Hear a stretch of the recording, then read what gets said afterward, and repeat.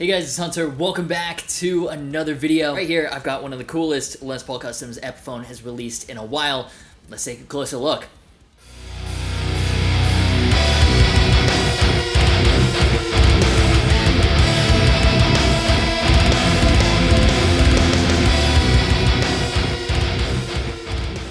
Yes, so this is the latest of very many Joe Bonamassa signature guitars. It is an affordable reissue of a 1958 Gibson Les Paul Custom Black Beauty. And that's kind of how you can think about it rather than as a Joe Bonamassa signature guitar. Because yes, the hard case has his name on it, and there is a limited version as well with his name inlaid into the fingerboard. But this one, if you just saw it hanging up on the wall, there's nothing that screams that this is anybody's signature. But it's got a few things that make it a 58 reissue and set it apart from the mainline inspired by Gibson Les Paul Custom. It's got these unique vintage tuners, the binding and logos have been yellowed, and it's got the full expanded diamond on the headstock rather than the compact diamond you normally find in Epiphones. So it overall just looks classier. Yeah, and it's got this third middle pickup. So let's plug it in, see how it sounds, see what's up, or I guess technically hear how it sounds. Whatever, let's get into it. I don't know, man. I mean, Pro Buckers just... they're okay. Like, I'm not the hugest fan of Epiphone Pro Buckers. They kind of make me miss the Gibson pickups in the 59. I still love that riff. Sounds a bit weird in drop D rather than drop A, but you know.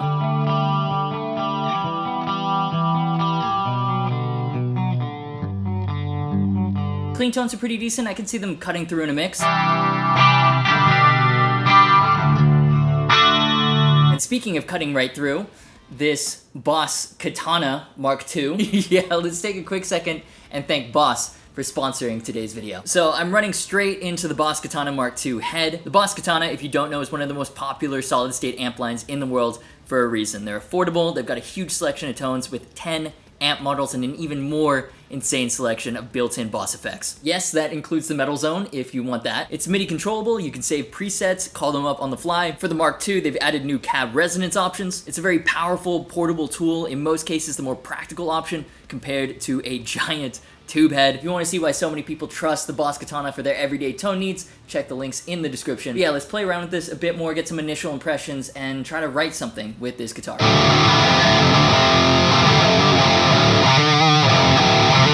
Alright, so what I'm noticing about this, having just played around with the 59 a lot, is that the neck is slightly more D-shaped.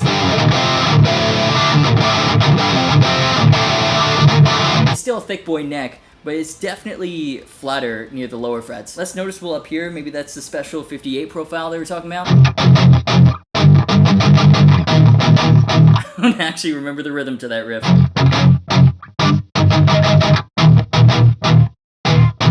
Alright, so last time with the 59, I tried writing something a little rockier, a little bluesier, less metal, and it just didn't work out. This time though, I've got an idea. Standard tuning.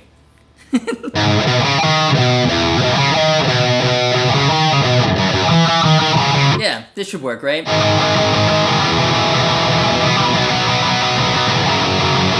Yo, this fretwork is actually quite good. Now, I've been trying to pay close attention to Epiphone's fretwork, especially in this 12 to 17 range.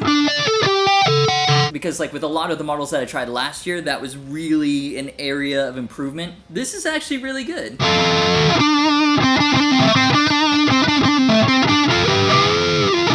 I suck at lead. Yo, so fun story. My first, I guess, serious guitar was an Epiphone G400 Custom that also had a third humbucker in the middle. Really didn't know anything about playing, but I was still using like your typical starter pack Fender medium picks, and the pick just kept hitting the middle humbucker because, I mean, it's pretty massive for a middle pickup. And obviously trying to learn Lamb of God style rhythms, that was pretty annoying.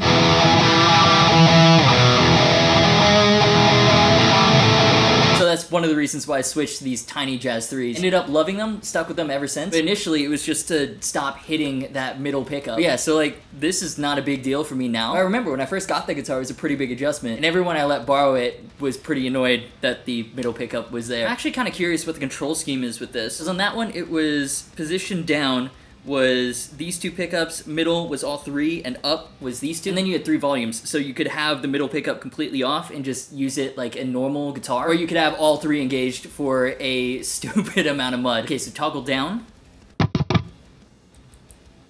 Interesting. So the middle pickup is completely disabled with the toggle switch down. Middle position.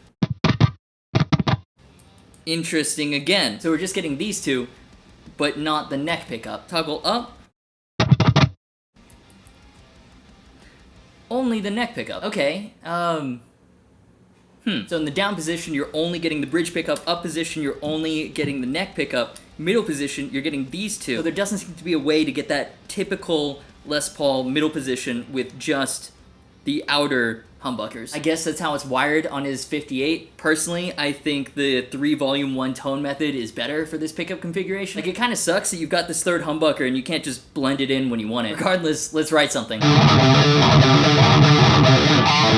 of my favorite rock bands is Black Stone Cherry, so let's try to do something in that vein. You know what? We can do something like that and then add, like, bluesy leads over it. It sounds bluesy. It's like the most stereotypical blues lick ever. Yeah, we gotta throw that in for sure. We could do like trading guitars at the beginning, so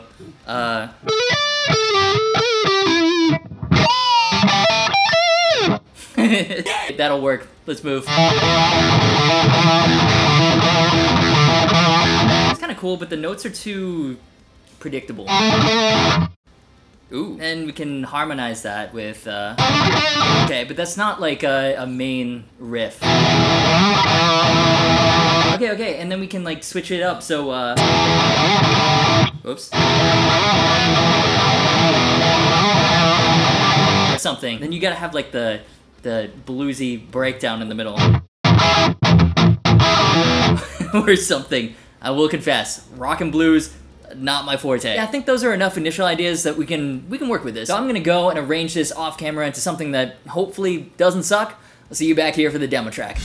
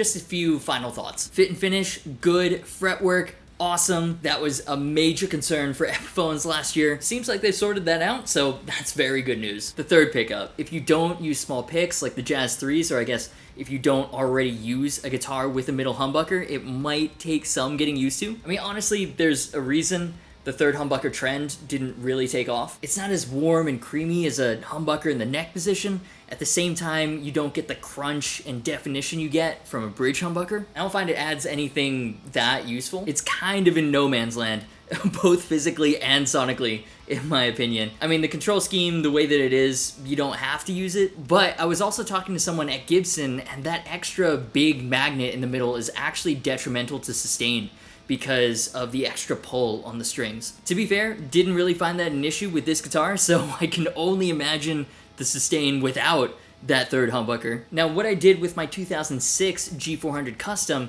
is I've modded that guitar by replacing the middle humbucker with a Seymour Duncan Fat Cat, which is a humbucker-sized P90, and that actually adds a different single coil aspect. So it's like an HSH SG.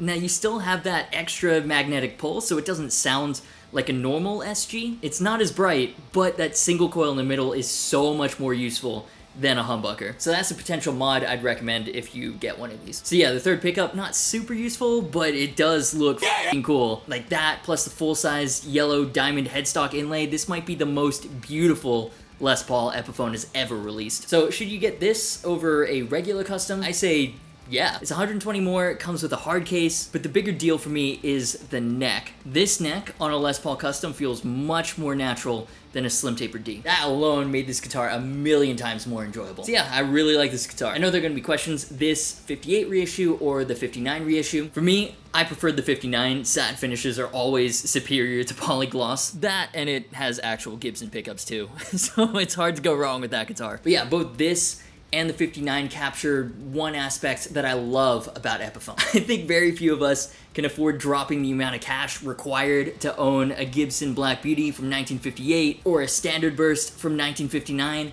These, though, they capture the spirit. They're great fan service for us that love Les Pauls, and for the money, they're great guitars. Either way, I definitely prefer these over any guitars from the regular Inspired by Gibson collection, and I cannot wait to see what else Epiphone does with affordable reissues going forward now that we've got the upgrades like CTS pots and orange drop capacitors in these things. So if you enjoyed this video, do me a favor and hit the like button. These, of course, just my opinions. Would love to know what you're thinking down in the comments. Subscribe, it's free. Help your boy out to 100K. Don't forget to hit the bell. That way you're notified of any new uploads. Social media, merch, and Discord server links are in the description. As always, thanks so much for watching. You've been awesome, and I will see you for the next video. And my voice just broke. That's embarrassing. It's been a rough day. I'll see you next time.